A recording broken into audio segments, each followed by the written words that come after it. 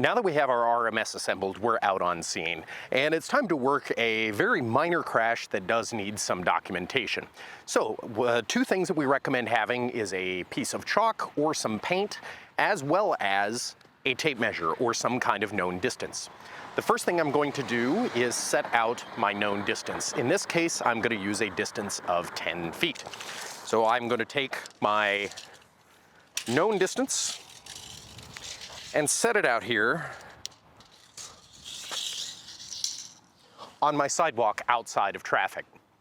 Now that I have my known distance down here on the ground, the next thing I'm going to do is mark out 3 points that I can come back to. And these are going to be known points. The best things to use are things you can come back to, such as manhole covers or apexes of corners, survey markers, anything that's going to remain on scene for a while. So I'm going to mark out 3 points, and these are going to be points 1, 2, and 3. Okay, so I'm ready to start mapping on my scene. So I'm going to start up Trimble Forensics Capture here. And now that I have Capture started up, I am going to begin a new scene. I'm going to give it scene information.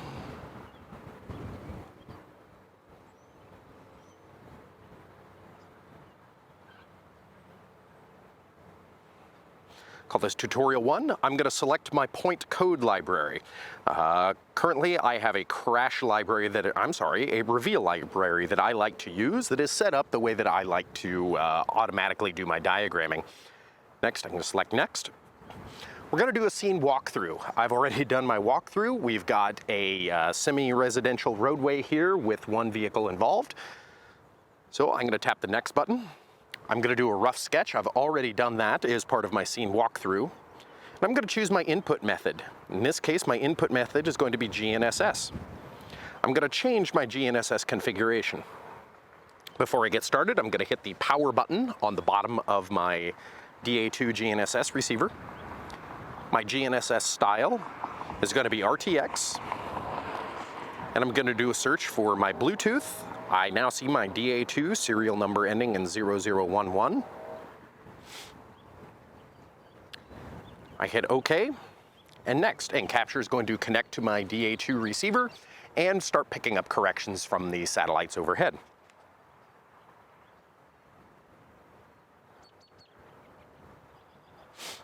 Next are my rover target settings. I already know my distance as I hold my receiver comfortably.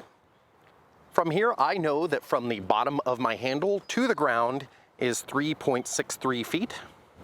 So I'll put in 3.63, measured to the bottom of the catalyst antenna handle. And I'm now ready for my initial point. So I'm going to walk over to my control point 1 and hold the receiver at the same height that I measured my distance to my ground and collect my first point. Okay, so I've established point number 1 being the corner of this sidewalk area where the sidewalk comes to a point, and I've put chalk in so that I know it is point number 1. What I'm going to do is I'm going to stand with my hand at the same position that I do every time that I know the height above my foot is going to be. I'm going to stand with the receiver over that point, and I'm going to tap the button in the upper right to take the point. This is going to start a 10-second average, and you do need to remain pretty still in order for this to complete. And that collected my first point. If I need to change my point code, I can. I'm also going to attach a photo to this. So I can unclick my receiver and take a real quick photograph to show that that is the point that I want. Next, I'm going to go to my control point 1. This will be point number 2. So let's go. Okay, I'm here at point number 2. All I'm going to do is stand over my point, tap the take point in the upper right button.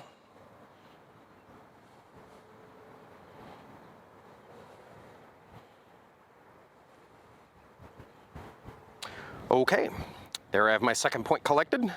Now it's time to go get point number 3. I put point number 3 across the street, so let's go over there and collect it. Let's get point number 3 here. I'm going to stand so that I'm facing traffic. I'm going to hold my receiver over my point and tap the take shot button in the upper right.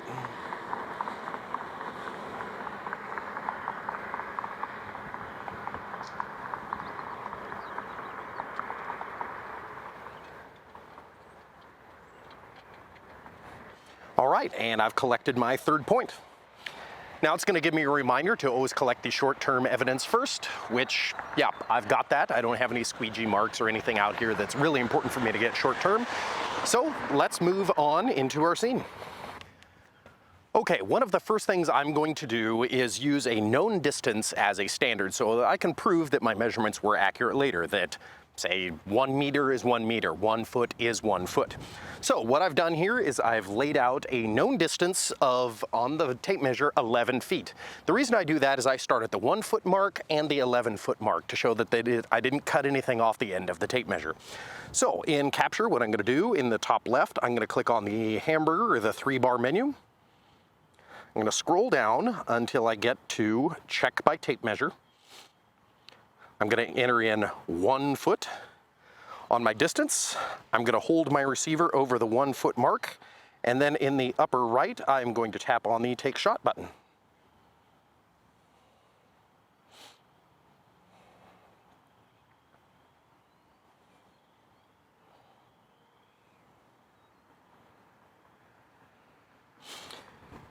Now it's time to take the second shot. I'm going to choose 11 feet.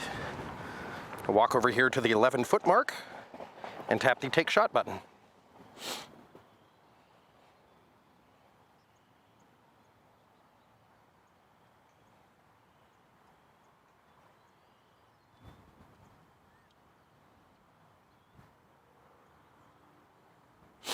And I have an error of 0.19 feet or approximately 2 inches. I know on this case, that's going to be good enough for me. This is a relatively minor case, but we do need to take some measurements because there was an injury. So for that, I'm going to hit the check mark to say, yes, this is okay to have 2 inches of error on this scene.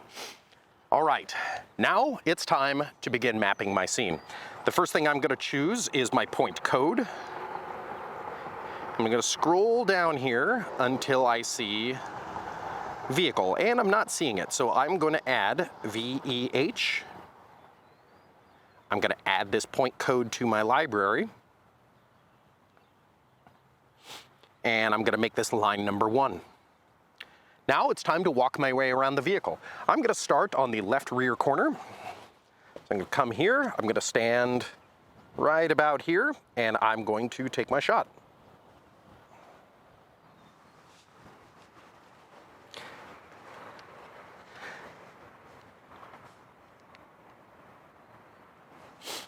I'm going to get the front center of the vehicle.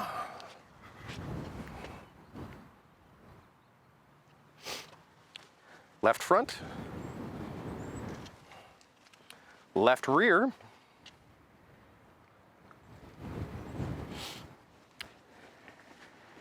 And then I'll go back and do this one just to close it out. And there we go. I now have my vehicle in. Now it's time to do my curbs. I'm going to change my code to curb. This is going to be point number 2. And now it's time to walk my curbs. Okay, how I like to do my curbs, my roadway lines, any long feature that I'm going to be walking, I set my shot mode up to be auto time, and this will take a shot every so many seconds. So let's go ahead and set that up. On the bottom left, I'm going to tap on where now it says single shot. I'm going to tap on that. I'm going to select auto time. And then I'm going to hit the play button down in the bottom center. Then it's going to ask me, how often do you want to take a shot? I'm going to take a shot about every 2 seconds or so. And then when I'm ready, I just hit play, and that will begin taking my shots automatically. So let's go down and knock that out.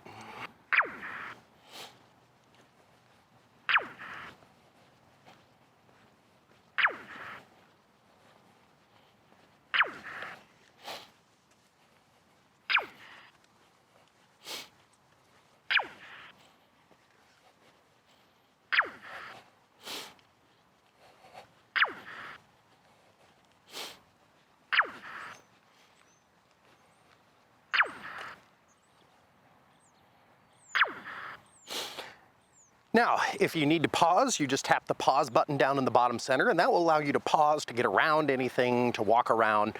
If I need to talk to somebody, I just hit pause. I can tell them, hey, the other witness is over there. I can wait, so I'm not automatically collecting shots. So I'm gonna continue on knocking this out, and then we'll do the other curb.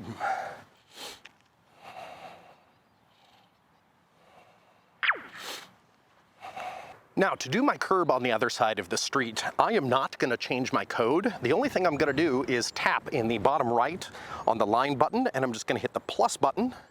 That will start a new line with the same code. So I'm still doing curbs.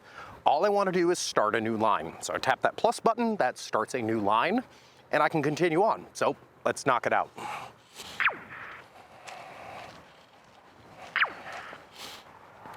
Here I'm going to stop and allow it to take a point around the radius of these curbs.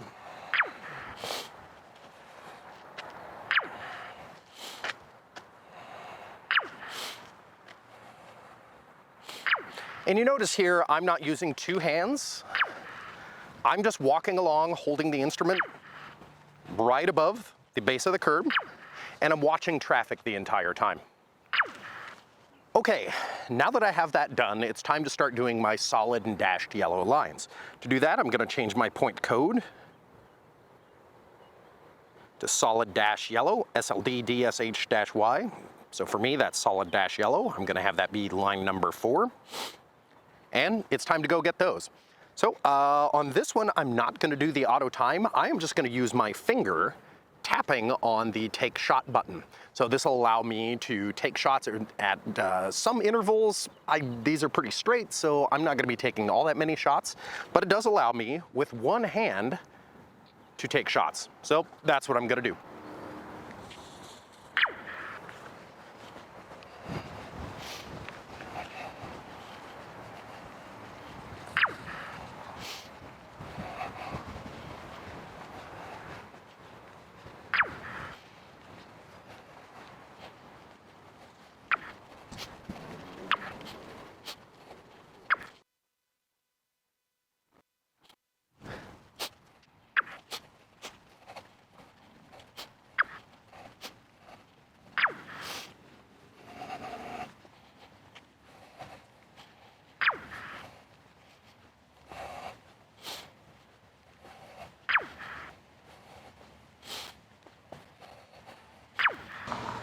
Okay, now that I have my scene pretty much documented, I've documented where on my roadway things go, the vehicle, where its final rest is, any kind of debris that I find in the roadway, I've got that done. The last thing to do is for me to take a checkpoint to make sure that, hey, nothing moved, that our measurements are as accurate as we need them to be for this case. So to do that, I've come back to my CP1 or control point 1, and in the hamburger menu in the top left, I'm going to choose checkpoint. I'm going to choose my point. I'm going to zoom in, and the nice thing is that I have a nice blue dot where I am, so I'm going to tap on my GRP, which is my point number 1. And then I stand over my point, and I tap the take shot button.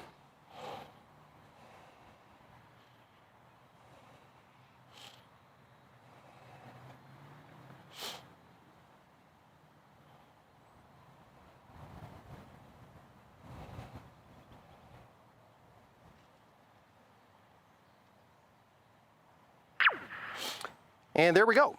So I'm off by 0.13 feet, or roughly 1.5 inches, which, standing over the point and looking down at it, that is definitely within tolerance for me for this case. 1.5 inches is not going to affect this case in the slightest. With that, I click on or tap on the check mark in the upper right. And from here, I'm good to go to close out my scene. So I tap on the hamburger menu or the 3-bar menu, I tap close scene, and I'm done.